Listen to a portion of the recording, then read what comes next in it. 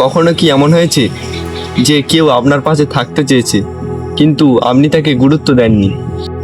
কেউ আপনাকে ভালোবাসে কিন্তু আপনি ভেবেছেন ও তো সবসময়ই থাকবে। কেউ আপনার জন্য সময় বের করেছে কিন্তু আপনি ব্যস্ততার অজুহাতে তাকে বারবার ফিরিয়ে দিয়েছেন। মনে রাখবেন, মানুষ একবারে দূরে সরে যায় না, বারবার অবহেলা পাওয়ার পর একদিন সে চুপচাপ দূরে সরে চলে যায়। আজকের গল্পটা এমন এক মেয়ের যে জীবনে সবাইকে নিজের চেয়েও ছোট ভাবত, বন্ধুদের অবহেলা করেছিল, পরিবারের ভালোবাসাকে গুরুত্ব দেয়নি, এমনকি যে মানুষটা তাকে সত্যিই ভালোবাসতো তাকেও একদিন হারিয়ে ফেলেছিল। কিন্তু যখন একদিন সে বুঝতে পারলো তার পাশে আর কেউ নেই, তখন অনেক দেরি হয়ে গেছে। শেষ পর্যন্ত শুনুন, কারণ এই গল্পের শেষটা হয়তো আপনাকেও নিজের জীবনের কাউকে নতুন করে ভাবতে বাধ্য করবে। তো বন্ধুরা, ভিডিওটা আমি শুরু করছি, তোমরা ভিডিওটা লাস্ট পর্যন্ত দেখো, ঠিক আছে? পশ্চিমবঙ্গের একটি ছোট্ট শহরে থাকতো বর্ষা নামের এক মেয়ে। বর্ষা দেখতে সুন্দর, পড়াশোনায় ভালো এবং কথা বলতো আত্মবিশ্বাসীর সঙ্গে। স্কুল কলেজে তার পরিচিত মানুষের অভাব ছিল না, অনেকেই তার সঙ্গে বন্ধুত্ব করতে চাইতো। কিন্তু বর্ষার একটা সমস্যা ছিল, সে মানুষকে খুব সহজেই বিচার করত। কেউ একটু সাধারণ পোশাক পরলে সে ভাবতো ওর সঙ্গে বন্ধুত্ব করে আমার কি লাভ। কেউ পড়াশোনায় দুর্বল হলে বলতো ওর সঙ্গে থাকলে আমার সময় নষ্ট হবে। আর কেউ কোনো কাজে সাহায্য চাইলে বলতো আমার এত সময় নেই।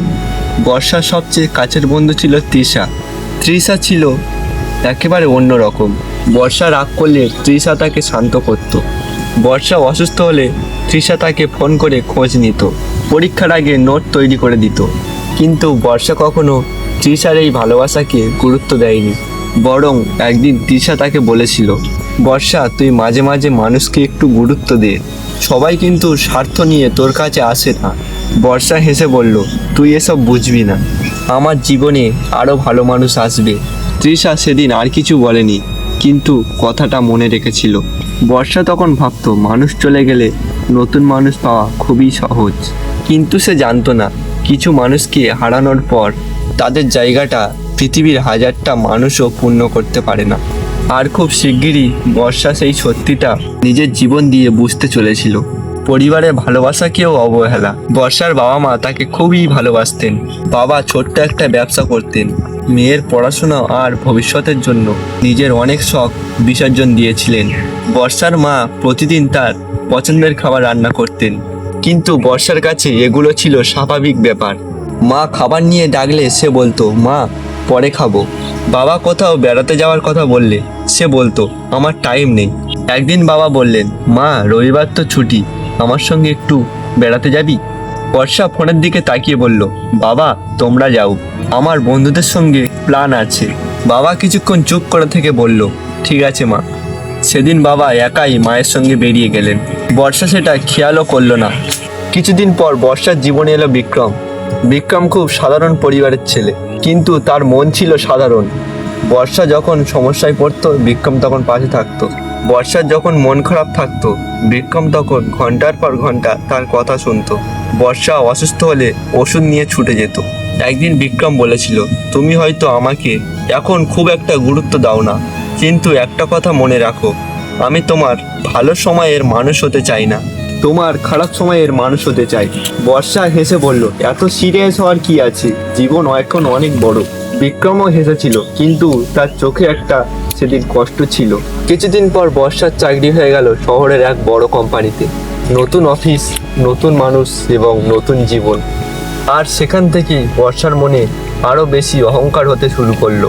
নতুন বন্ধুদের ফোন ধরতো না, বাবা ফোন করলে বলতো, এবং তার সেই পুরনো বন্ধু তৃষা ফোন করলে বলতো পরে কথা বলবো। বিক্রম দেখা করতে চাইলে বলতো, তুমি আমার লাইফস্টাইল বুঝবে না। বর্ষা ধীরে ধীরে নিজের জীবনের পুরনো মানুষকে নিজের জীবনের বোঝা বানাতে শুরু করলো। একদিন তৃষা শেষবারের মতন তাকে বলেছিল, বর্ষা আমরা তোকে হারাতে চাই না, কিন্তু তুই নিজেই সবাইকে দূরে ঠেলে দিচ্ছিস। বর্ষা রেগে বলেছিল, যারা আমার সঙ্গে তাল মিলিয়ে থাকতে পারে না তাদের সঙ্গে আমার থাকার দরকার নেই। তৃষা চুপ হয়ে গেল, তারপর শুধু বলল, ঠিক আছে।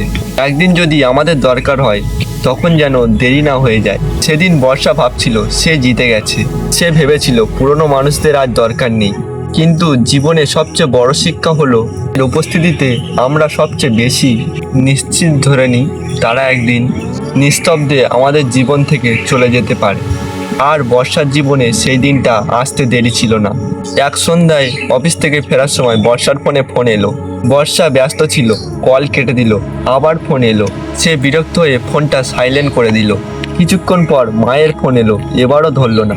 রাতে বাড়ি ফিরে বর্ষা ফোন হাতে নিয়ে দেখলো মায়ের ছাত্রী মিস কল। বর্ষার বুকটা হঠাৎ কেঁপে উঠল। সে সঙ্গে সঙ্গে ফোন করলো, কিন্তু ফোন বন্ধ। পরের দিন বাড়ি থেকে খবর এলো তার বাবা হঠাৎ অসুস্থ হয়ে হাসপাতালে ভর্তি হয়েছে। বর্ষা ছুটে গেল হাসপাতালে। তার বাবাকে বিছানায় শুয়ে থাকতে দেখে তার চোখে জল চলে এলো। বাবা দুর্বলভাবে চোখ খুলে বললেন, মা তুই এসেছিস? বর্ষা বাবার হাত ধরে কাঁদতে কাঁদতে বলল, বাবা আমাকে ক্ষমা করে দাও। বাবা মৃদু হেসে বললেন, ক্ষমা চাইছিস কেন? বাবা মা তো সন্তানের ওপরে বেশি দিন রাগ করে থাকতে পারে না। বর্ষা তখন তার বাবার হাত শক্ত করে ধরে বুঝতে পারল যে মানুষটা তাকে সারা জীবন নিঃস্বার্থে ভালোবেসেছে সে মানুষটার জন্য তার কাছে সময় ছিল না। বাবা সুস্থ হয়ে বাড়ি ফিরলেন। বর্ষা এবার সত্যিই বদলাতে চাইল। সে তৃষাকে ফোন করলো। অনেকবার ফোন করার পর তৃষা ফোন ধরলো। বর্ষা বলল, তৃষা আমি তোকে খুব মিস করি। আমাদের আগের মতো বন্ধুত্বটা হবে।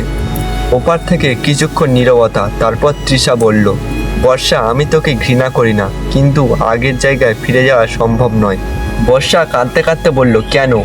তৃষা বলল, কারণ তোর যখন আমাদের দরকার ছিল না তখন আমরা তোকে ধরে রাখতে চেয়েছিলাম। আজ তোর আমাদের দরকার নেই, কিন্তু এখন আমাদের নিজেদের জীবন আছে। ফোনটা কেটে গেল। বর্ষা অনেকক্ষণ ফোনটা হাতে নিয়ে বসে রইল। এরপর বর্ষা বিক্রমের সঙ্গে দেখা করতে গেল। তারপর কি হলো সেটা জানার জন্য অবশ্যই চ্যানেলটিকে সাবস্ক্রাইব করে রাখুন, কারণ পরের পার্টে দেখানো হবে এটা কি হলো। তো পরের পার্টটা খুব শিগগিরই আসতে চলেছে।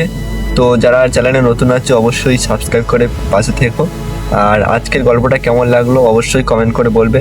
তো দেখা হচ্ছে নেক্সট ভিডিওতে। সবাই ভালো থাকো, টাটা, গুড বাই।